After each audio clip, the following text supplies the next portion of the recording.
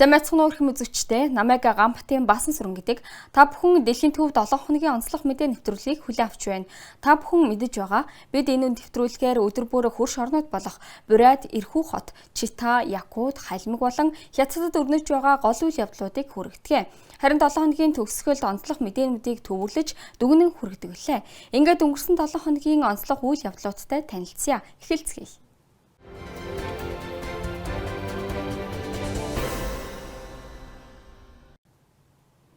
Тэрээр сансрын нисгэгчдэд хэрхэн унахыг зааж их дэлхийдээ аюулгүй буцаж ирэхэд нь тусалдаг. Буриадаас гаралтай Андрей Шубин бол сансрын нисгэгчдийн багийн сургагч багш. Түүний ард ууланд ч усанд ч хийсэн олон арман аврах ажиллагааны туршлага бий. Харин гар утсанд нь олон улсын сансрын станцаас ирсэн баярын мэндчилгээ хадгалаастай. Ягаад сансрын нисгэгчид түүнийг найз хэмээдэг вэ? Мөн Буриадын аврагч хэрхэн домог болсон тухай манай эхний сурвалжлагаар хүргье.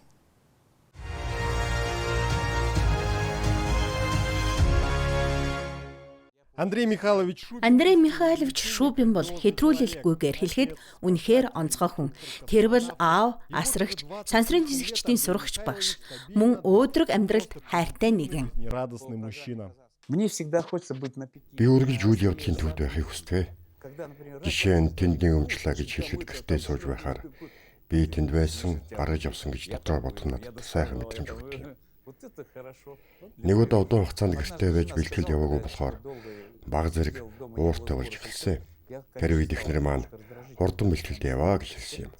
Магадгүй энэ ажлаас минь хамааралтай болдог баха. Андрей Михайлович сансрын нисгэгчдийн сургагч болсон нь санамсаргүй тохиолдол байв. Тэр Витебскийн агаарын десантын дивизэд алба хаасныхаа дараагаар айрамд үлдэж, Борт радистаар ажиллангаа шүхрийн спортоор хичээлдэг байжээ. Нэг өдөр тэдний баазад сансрын нисгэгчид сургуулилт хийхээр ирсэн байна. Ийм сургуульд явагдах үед тухайн армийн шүхрийн баг туслах байдлаар оролцдог юм. Өөрөөр хэлбэл өг ав холбай гэх мэт. Би багийн ахлагч агаарын оператор байсан тул тэдний ахлах нь надаас сансрын нисгэгчдийн хэдэн өсрэлтийг бичиж авахыг хүссэн юм. Би бичсэн. Тэдэнд их таалагдсан. Тэгээд манайд ажиллах уу гэсэн юм. Хэн татгалзах вүлээд? Ингээд тэрээр 20 гаруй жилийн турш жилдээ 2 удаа сансрын нисгэгчдэд шүхрээр үсрэхийг зааж сургаж байна. Тэр анхны уулзалтаа одоо ч инээмсэглэл халуун дурсамжаар иргэн санана. Анхны уулзалтын үед биднийг уулзуулаагүй маа. Берц хотод дээврүүдээр мэрэгэн будагч байрлаж байсан. Бидэнд тэдэнд ойртохыг хатуу оргилсан юм. Харин хэд хоногийн дараа тэд маш энгийн сайхан сэтгэлтэй хүмүүс болох нь ойлгогдож өөрөөсөө биднийг дэрэгдээ татаж танилцсан юм. Энэ бол бидний анхны уулзалт байсан. Андрей Михайлович шавнартайгаа холбоотой хэвээр одоогоор тойрог замд байгаа сансрын нисгэгчдтэй загтлаар харилцаж тэд манай баатарынд зочилж ирдэг. Олон улсын сансрын станцаас ирсэн бэлэг видео мэндчилгээч тоо томшгүй их. Здравствуй, дорогой Андрей Михайлович. Сайн байна уу эрхэм Андрей Михайлович.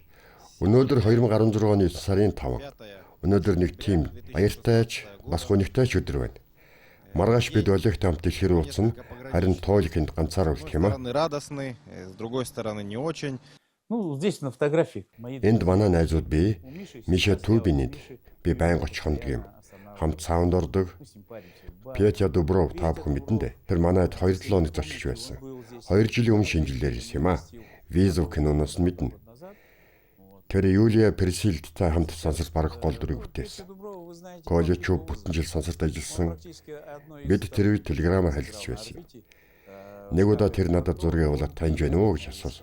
Мэдээж Рибинск биш нь тодорхой. Улаауд гэдгийг шууд таньсан. Колечи мундаг байна гэж хэлсэн юм. Харин Петя Дубров улаудын өдрийн төрсийг сансараас авсан. Сансараас авсан улаудыг хаанаас үзэх вүлээд? Энэ бол над зориулсан зүйл.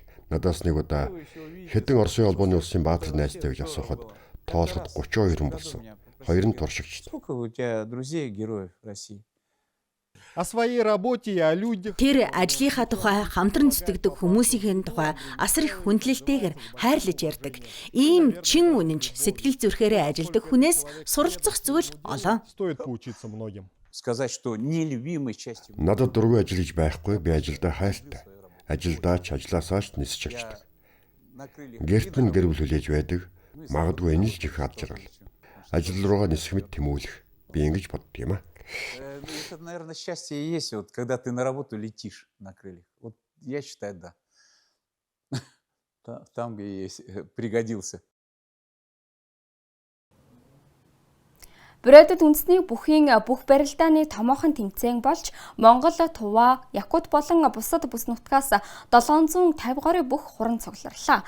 Хин шилдгээр тодорсон бэ. Мөн барилдааны өмнө бүхчүүд яагаад дивэ шава хийдэг вэ? Дараагийн сурчлагаас үзээрэй.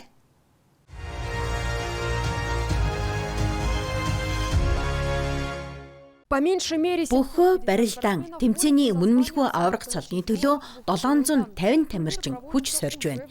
Энэхүү тэмцээн 19 дахь удаага болж байгаа бөгөөд оролцогчдын олонх нь энэ жил Брэдэд болох Алтарган наадамд мөн барилдах юм а. На данный момент приехала Одоогийн байдлаар Монгол, Алтай, Тува, Саха Якутын багуудаас мөн Угсаатны Брэдийн бүх татсангаас 750 гаруй оролцогч хүрэлцээд байна. Түүнчлэн эрх хүмүүж өвөр байгалийн хязгаар Агийн Брэдийн автомат тойрогоос оролцогч ирсэн. Манай бүгд найрад тулсын бүх татсан энд бүрэн төлөөлөлд оролцож байна. Агинского бурятского автономного округа. Барилдаан эхлэхийн өмнө бүхчүүд зан үйл үйлдэлдэг нь дивэ шаваа юм.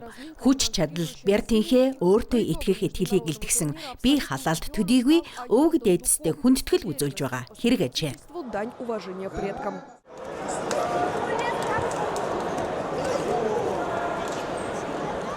Энд цугларсан хүн бүр зөвхөн бэр хүчээ бус ялалтын төлөөх хүсэл зоригооч сориход бэлэн байна.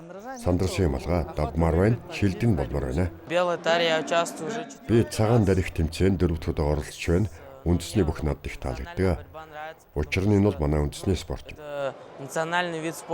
Үзэгчдийн судлаас ирэх ерөөл богинохонч жинтэй сонсогдно. Би бүхчүүдтэй олон даваа усмаар байна. Бэлтгэлээ сайн хийж барилдаарай. Ялалт тэр тороо ирдэггүй. Дандаа давна гэж байхгүй. Тэмцэж зорж байж л хүрнэ. Гэвч дивжээний гадна оноо барилдаанаар хэмжихийн аргагүй нэг зүйл үлддэг. Ийм тэмцээн зохион байгуулахад бидний дотор анзаарагдамгүй атлет сайхан нэгэн мэдрэмж төрдөг юм. Тэр нь бид бүгдэд бэрхшээлийг даван туулахад тусалдаг. Тиймээс ийм тэмцээнд оролцож хамт байхдаа бид бүхчүүдтэй хамт баярлалдаг юм аа. Олон улсын тэмцээний дүнгээр цолгон татсны төлөөлөгч Аюр Дондуков үнэмлэхүү авраг боллоо. Алена Михайлова, новости дня. Орос улсад орон гүргийн хүмүүст туслах зориулалттай аппликейшн нэвтрүүлжээ. Ирхүү хотод аль хэдийн 6 байгууллага газрын зураг дээр тэмдэглэгдсэн бөгөөд энд хоол, хувцас төдийгүй эмнэлгийн тусламж авах боломжтой. Орон гүргийн хүмүүст туслах энэхүү аппликейшн хэрхэн ажилладаг вэ? Мөн яагаад сүм хийд гудамжинд үлдсэн хүмүүсийн төвцийг болж байгаа талаар дараагийн сурвалжлагаар.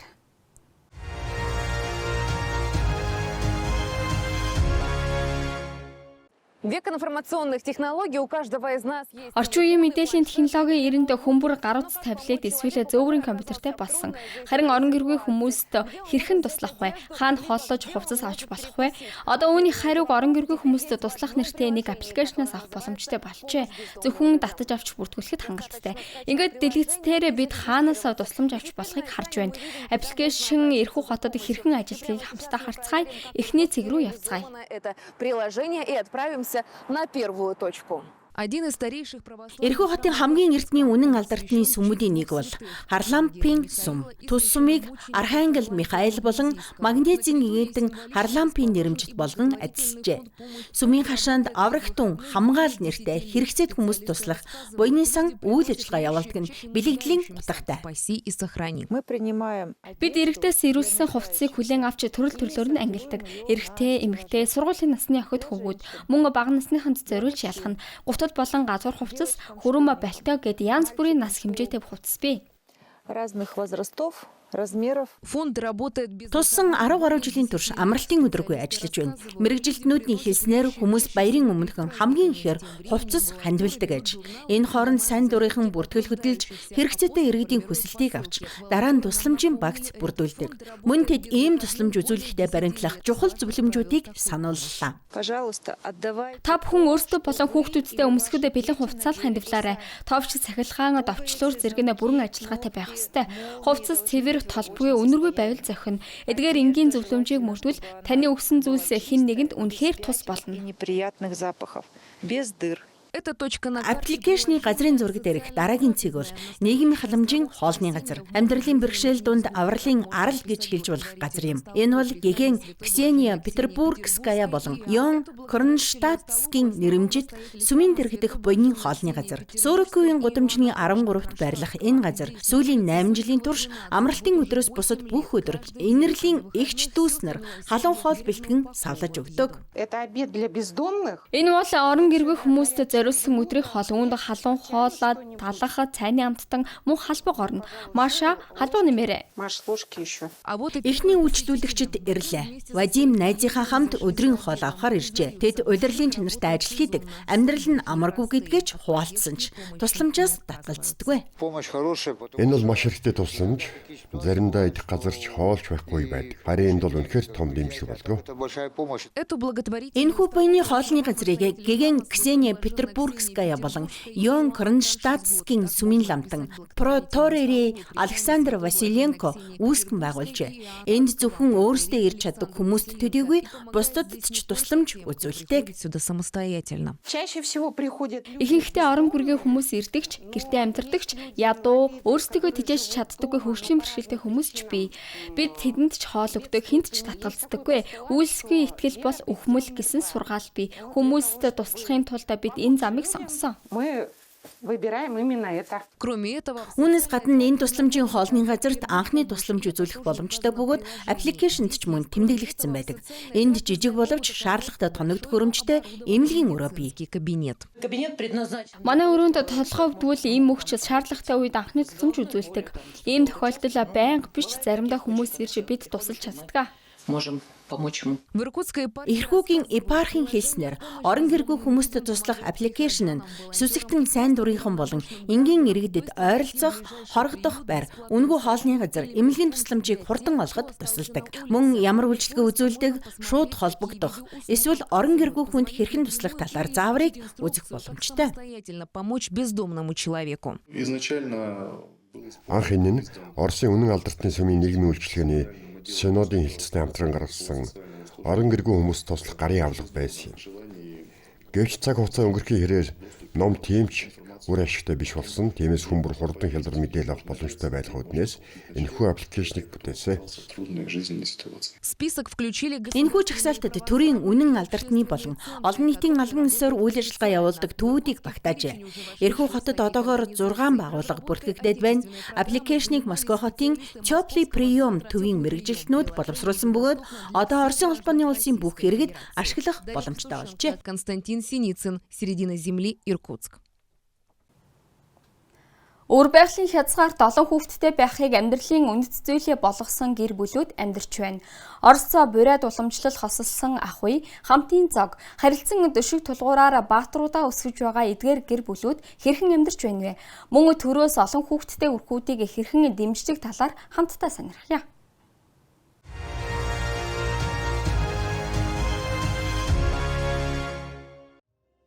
Өөр байгалийн хязгаарт 120 гаруй үндэстэн ястан амьдардаг. Тэд тус бүр өөрийн гэсэн түүх соёлтой. Энэ өнгөлөг олон янзын байдлыг нэгтгэж байдаг хамгийн үнэт зүйл бол олон хүүхэдтэй эв нэгдэлтэй гэр бүл юм. Цэрэгма Балжирова эд эрч хүчтэй насандаа явж байгаа хэрнээ АЧЗ нартаа бурайд ардын уламжлалыг өвлүүлэн сургаж байгаагаараа бахархдаг. Тэрээр 8 АЧЗ-тэй. Ирээдүйд тэд холуулаа болж бие биедээ түшиг болж тусалж дэмжиж явах нь чухал. Нэг хүн ганцаараа хүчгүй. Тиймээс олон хүүхэдтэй гэр бүл гэдэг бол эв нэгдэлтэй сайхан гэр бүл байдаг. Валентина Заримбаева гэгч өнөргөл Орос олон хүүхэдтэй их тэрээр 3 хүүгээ өсгөн хүмүүжүүлж байгаа бөгөөд саяхан охинтой олжээ. Манайд орой бүр нэг ширээний ард сууж өдөрт юу болсон тухайга хуваалцах уламжлал бий. Бид асуудлаа ярилцаж хамтдаа шийдвэр гаргадаг. Хүүхдүүд хичээл сурлага, спортын дугуулангийнхаа талаар бүгдийг ярьж өгдөг. Бригиня нийгмийн төвийн хяналтанд өөр байгалийн хязгаарын 700 гаруй гэр бүл байдаг бөгөөд тэдний тал нь олон хүүхэдтэй. Зэремба Балжировагийн гэр бүл шиг аз жаргалтай байлгахын тулд бүс нутагт гэр бүл үндэсний төсөл хэрэгжиж байна. Үүний нэг чиглэл нь амьдралын хүндрэлтэй нөхцөлд байгаа айл өрхөөдөд мэрэгжилтнүүд очиж газар дээр нь тусламж үзүүлэх юм а. Газар дээр нь сэтгэл зүйчид ажилладаг, мөн хүнсний багц, хувцас, бичиг хэрэг зэрэг тусламж үзүүлдэг, шаардлагатай тохиолдолд хууль зүйн зөвлөгөөч өгдөг. Виза хөтөлбөрийн хүрээнд өнгөрсөн 1 жилийн хугацаанд Хязгаарын төв, Чита хот болон Читийн тойргийн 70 гаруй гэр бүлийг хөл дээр нь босгож чаджээ. Халимагт хаврын гол баяр болох алтан цул цэцгийн наадам эхэллээ. Бүжиг, ардын дуу, тайзан дээр амилсан хар алтан цулын домог. Энэ наадам яагаад жуулчдыг татдаг вэ? Мөн буддын шашин цэцэгтэй хэрхэн холбогддог талаар яг одоо хүргье.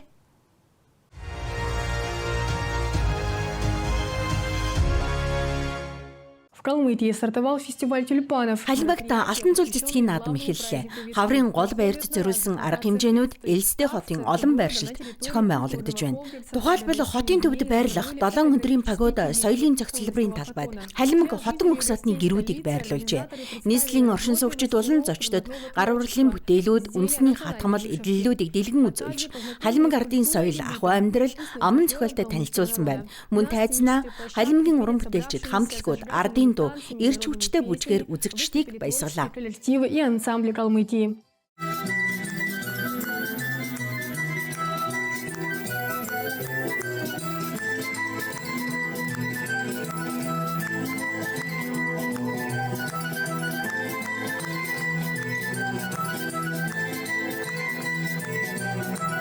Янз бүрийн бүс нутгаас ирсэн зочид аль хэдийн наадамд хүрэлцэн ирж, баярын уур амьсгалыг мэдэрч, бүгд найрамдах улсын байгалийн үзэсгэлэнг бишрэн сонирхож байна.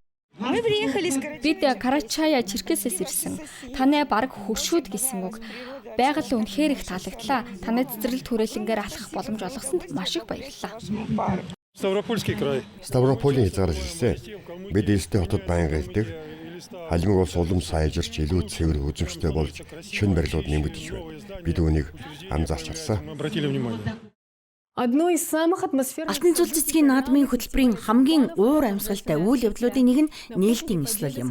Ялалтын талбайд талын нийслэлийн оршин суугчид, зочид цугларч, бүгд найрамдах улсын шилдэг уран бүтээлчид оролцсон гайхамшиг тоглолтыг үзлээ. Найруулагч Санжи Пурсяковын хэлснээр театрчилсан тоглолтын гол агуулга нь хар алтан цул цэцгийн тухай Халимаг домог дээр суурилсан бөгөөд тус улсын театрын жүжигчид, бүжгийн хамтлагууд, уран бүтээлчид оролцжээ.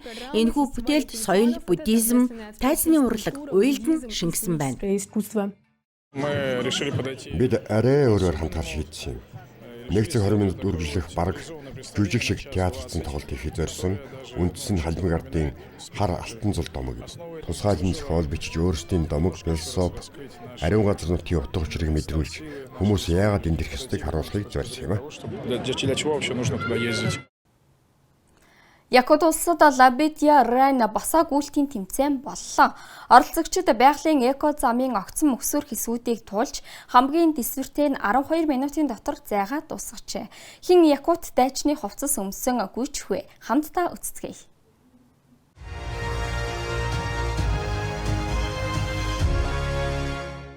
Гүйлтийн тэмцээнээс хэдхэн хоногийн өмнө оролцогчид, ивент тэтгэгчдийн бэлэг, тусгай өмсгөл бүхий гарааны багцаа хүлээн авчээ. Анх ердөө 100 хүнийг оролцуулахар төлөвлөж байсан ч олонний хүсэлтийн дагуу квотыг 132 хүртэл нэмэгдүүлсэн байна. Хатуу хязгаар тогтоосон нь байгаль орчныг хамгаалах зорилготой юм.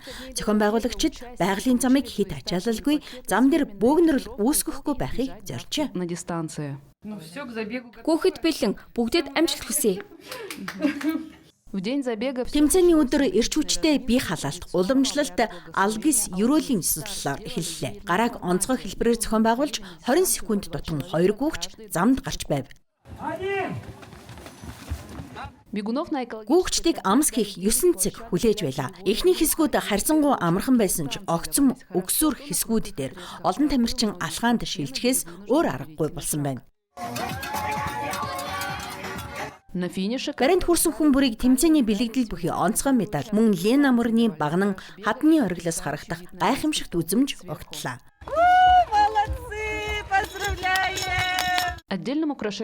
Мөн сэдэвчилсэн хувцастай оролцогчид арга хэмжээнд онцгой өнгө нэмсэн юм. Бид Якут баатруудын хувцас өмсөн. Энэ гүйлтэд оролцохын зэрэгцээ тайсан зориулалттай ийм хувцас хийгээд шийдсэн. Гүүхэд хэцүү байгаагүй. Хувцас маань хөнгөн зөвхөн дагалдах хэрэгслүүд баг зэрэг саад болсон. Бусдаар бол дажгүй. Дүнг Лена мөрний багнан ханны бэлд гаргалаа. Шилдэгүүдийг 18-аас 35, 36-аас 49, 50-аас дээш гэсэн 3 насны ангиллаар шалгаруулжээ. Мөн ялалтын төлөөх хүсэл зориг болон хамгийн ахмад оролцогч зэрэг тусгай шагналуудыг гардуулсан байна. Үнэмлэхүү аваргаар 2 тамирчин тодорлоо. Эмэгтэйчүүдээс Анна Кузьмина 17 минут 38 секундын амжилтаар төрүүлсэн бол эрэгтэйчүүдээс Леонид Зиков 12 минут 41 секундэд замаа туулж ялалт байгуулжээ. Леонид нь туршлагатай тамирчин. Олон том марафоны аварга боловч босоо гүйлтэд анх удаа оролцсон байна. Энд өгсүр ихтэй. Гүүхэд хэцүү байсан. Өөр бучин ажилт юм байна. Хөлд шууд л ачаал өгсөн. Гүйлтэд оролцогчид бүгд замын маршрутта сэтгэл хангалуун үлдэж, энэхүү тэмцээн жил бүр уламжлал болон зохион байгуулагдана гэдэгт итгэж байгаагаа илэрхийлжээ.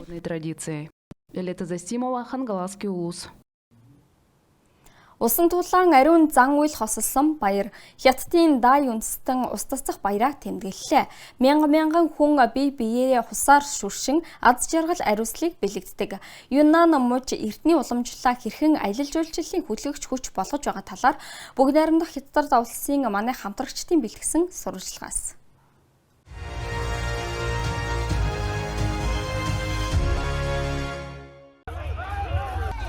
Энэ нь дэлхийн хамгийн хөгжөлтэй галзуу баяруудын нэг байж мэднэ. Агаарт инээдхөөр цуурайтаж усны дусал бүх зүг рүү цацрана. Хаашаач гарсан гинтийн усны тулаан өрнөн. Хуурай үлдэх ямарч боломжгүй. Бүр цагдаа нарч норхоос зайлсхийж чаддаггүй. Энэхүү баярыг Юнан мужид амьдардаг дай үндэстэн жил бүрийн 4-р сард уламжлал болгон тэмдэглэдэг. Баярын утга нь адис хүртэх, өнгөрснийг усаар угаан арилгаж, сэтгэлээ цэвэрлэн ирээдүйд аз жаргал хүсгэд оршдог. 2000 гаруй жилийн түүхтэй энэ баярын уламжлал өнөөдөрч амьд хэвээр олон нийтийн газарт шинэхэн цэцэг өргөхөөс эхлээд ариун усаар ажиллах ёс хүртэл үргэлжилдэг. Ус цацах баярыг Бурхныг усанд оруулах баярч гэж нэрлэдэг. Жил бүр бид ёслол үйлдэж их голоос ариун ус авчирч Бурхныг угаадаг. Энэ бүхэн дуу бүжгийн эмнэлдэр өрнөд юм а. Ёслолын дараа хүмүүс бие биедээ ус цацаж адис өрөөлөө хуваалцдаг юм. Цаг хугацааны явцад ардын энэ баяр задгаа талбайн өргөн сар хүрээтэй наадан болон өргөжөж, улс орны өнцөг булан бүрээс жуулчдыг татах болжээ. Үзэгч бүр энэ баярын нэгэн оролцогч болж чадах юм. Үнэхээр хөгжилтэй байна. Надад маш их таалагдаж байна. Дараа жил заавал ирнэ. Ийм сонирхолтой угсаатны соёл өмнө нь харж байгаагүй. Үнэхээр гайхалтай. Бүх зүйл үнэхээр сайхан байна. Бид дөнгөж үерхэж эхэлсэн, бүр нохой өнгөлөг хүртэл авсан. Өнгөрсөн жил би ганцаар идэж байсан бол энэ жил бид 3 бүгд нэгт норлоо. Сүүлийн жилүүдэд энэ баяр зүүн өмнөд Азийн зарим орноос оролцогчдыг татах болсон бөгөөд тэнд Сокран нэрээр өргөн танигдсан байдаг. Таиландд ахмад наснуудын гарын жижиг аягаар ус цацаж ажиллах уламжлалтай. Харин энд хүмүүс эхлээд цэцэг цуглуулж дараа нь бие биенийхээ мөрөндөө ус цацдаг. Ялгаа байгаа ч Хятад Таиланд хоёрын сэтгэл нэг гэдгийг мэдэрч байна.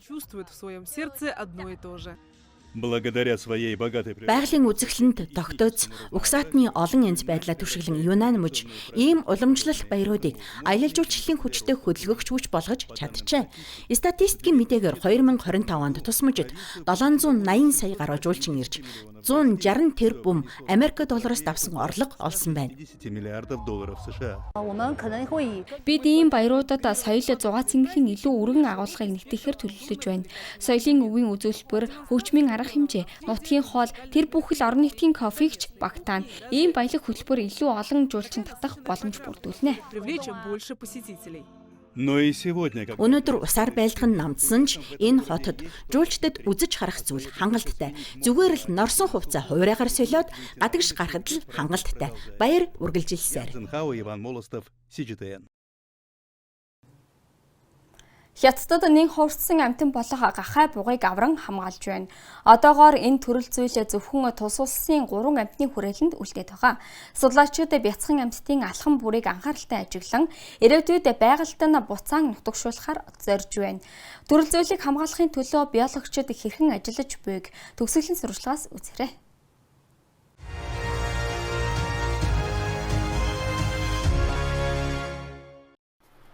Энэ бяцхан амтанд дөнгөж анхны алхмаа хийж байна. Болгоомжтой ч итгэл найдвар төрүүлсэн энэ эхлэл нь зөвхөн энэ бяцхан буганд төдийгүй бүхэл бүтэн гахаа бугын зүйлийн ирээдүйд хамаатай.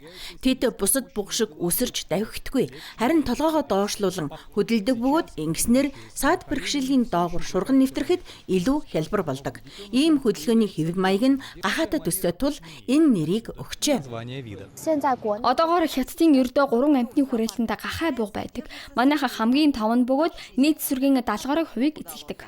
Өнөөдөр Хятад дахь гахаа буг зөвхөн хүний асаргааны ачаар амьд үлдэж байна. Энэ амьтны хүрээлэнд эрдэмтэд амьтан бүрийг нарийн хянаж судалж байна. Бид амьтдын ялгадсанаас гормон ялгаа авч тэдний биеийн байдлыг үнэлдэг. Жишээлбэл жирэмсэн эсхийн тогтоох, эсвэл стрессийн төвшинг нь тодорхойлох боломжтой юм а. Эдгээр хүчин чармаалт нь торонд байгаа тоо толгойг сэргээхэд чиглэж байна. Тэгсэн ч амьтны хүрээлэнгийн төлөвлөгөө үүнээс ч илүү өргөн хүрээтэй. Бид илүү том зорилготой эдгээр амьтдыг байгальд дасан зохицуулах ажлыг явуулна. Учир нь эцсийн зорилго нь тэднийг байгалийн амьдрах орчинд нь буцаан нутагшуулах юм. Бид тэдний анх амьдарч байсан нутгийг судалсан. Гэвч бүх зүйл маш их өөрчлөгдсөн тул хуучин мэдээлэл одоо ач холбогдол багтай болсон. Одоогоор бүх анхаарал амьтдыг ирээдүйн амьдралд бэлтгэхэд төвлөрч байна. Эхний алхам нь хүний оролцоог аль болох багасгах. Бидний зарчим бол хит ойр харилцаанаас зайлсхийх. Учир нь байгальд гарсны дараа хүнтэй дассан байвал ямар үр дагавар гарахыг таамаглахад бэрх. Өнөөдөр гахаа бугын ирээдүй хүний гарт хэвээр байна. Гэвч шинээр төрөх бяцхан амтан бүр энэ зүйлийг байгальд эргэн нутагшуулах итгэл найдварыг улам бэхжүүлсээр байна. Денис Чижов, Алиса Косюк, Тау Юань, CGTN, Чинду. Ингээд манай өнөөдрийн дугаар өндөрлөж байна. Та бүхэн Ice Global-ыг үзснээр зөвхөн Монголд төдийгүй манай хурш орнуудад өрнөж байгаа үйл явдлын талаар цаг алдуулгүй мэдээлэл авч явах болно. Та бүхэнтэй Гамбатын Баасан суран хамт байлаа. Дараа 7 хоногт дахин уулзцгаая.